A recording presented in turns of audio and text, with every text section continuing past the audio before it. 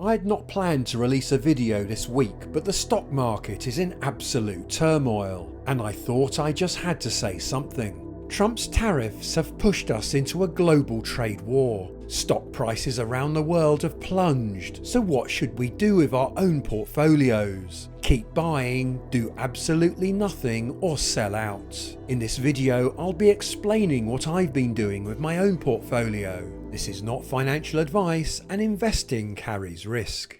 When there is turmoil in the market, it can be extremely worrying when we look at our portfolios. We might start to doubt our decision making or become gripped with fear and confused about what to do next. I've been investing in a stock market for the last 16 years, and in that time I've seen many stock market crashes. Along the way, my portfolio has had to endure the credit crunch, the Dubai debt crisis, the European debt crisis, the 2010 flash crash, the stock market corrections of 2011, 2015 and 2016, various elections, Brexit, and just to top it all off, a global pandemic which had one of the worst effects on my portfolio of all. In fact, at the start of the pandemic, the value of my portfolio fell from 230k to 170k in what seemed like just a few days. But when this happened, I didn't panic and fear the market, but instead looked at the bigger picture. Instead of selling, I actually bought more shares than I would normally do. When I hear the word stock market crash, my mind translates this into shares on sale, time to buy.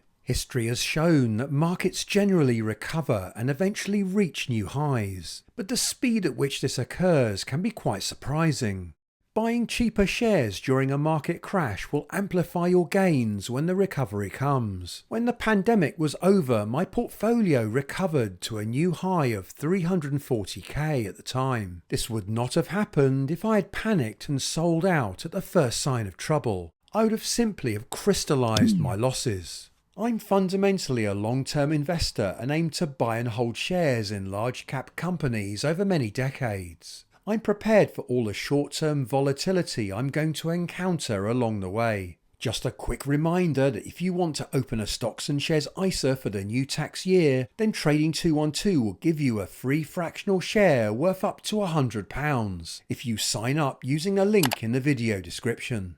The 2 trading days following Trump's tariff announcements saw the S&P 500 fall 10.5% and the FTSE 100 fall 6.3%. I'll shortly reveal everything I've personally done during those days. But first, let's look at what I've done in the past when faced with sudden shocks to share prices. In the September of 2020, the shares of HSBC fell sharply because of a banking scandal. I used this as an opportunity to buy more shares. On a previous occasion, I did the same with Shell. In 2015, the price of Shell shares plummeted because of a global oversupply of oil, mainly because of the shale gas revolution.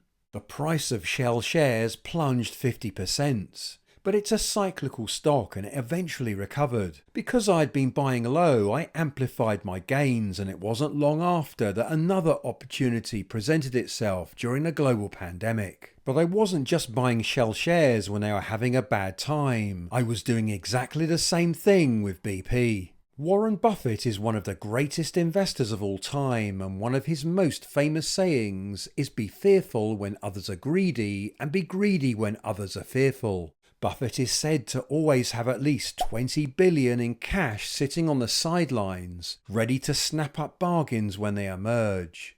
Barclays also crashed during the pandemic, and I bought multiple times when they were low, and therefore amplified my gains when the recovery came. So did the US market, and I used this as an opportunity to buy an S&P 500 ETF for the very first time. It recovered from the drop just 5 months later. So back to the market turmoil of April 2025, how have I reacted to it? Well, when the market is doing well and breaking new records, I actually invest less than I normally do and save a little in my National Savings and Investment Direct Saver accounts. This is not my emergency fund, that is kept well away in premium bonds. However, any premium bond prizes I win get sent straight into my Direct Saver accounts. It's my secret investing war chest to be used when the market is having a bad time. I've already mentioned that Buffett has a war chest of $20 billion at the absolute minimum kept in reserve. I try to keep mine above £20,000. The aim is not to dump the whole lot into the market at the first sign of a crash, but to just add a little of it each month alongside my regular additions from my wages. I want the reserve to last, as we never know how long the downturn will persist.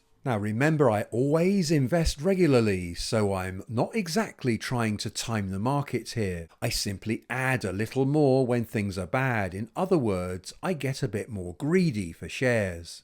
And add a little less when things are good. In other words, I get a bit fearful of high prices and save a bit of money instead. On Thursday, the 3rd of April, the S&P 500 fell 4.8%, and I reacted by using a little of my reserve cash to buy more of this ETF than I usually do. In fact, I bought double.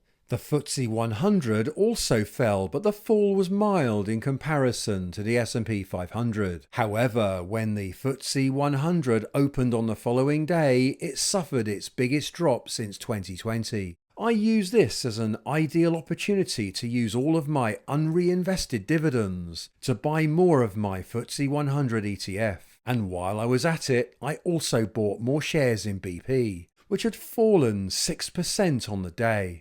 Now this downturn in the market could last a few days, months, or even years. Nobody knows. Whatever happens, I don't intend to sell. I will continue to invest regularly. I believe that markets will always recover given enough time, and I'm prepared to wait. In the 20th century, the US endured 2 world wars, the Depression, a dozen or so recessions and financial panics, oil shocks, a flu epidemic, and the resignation of a disgraced president. Yet the Dow Jones Industrial Index rose from 66 points to 11,497.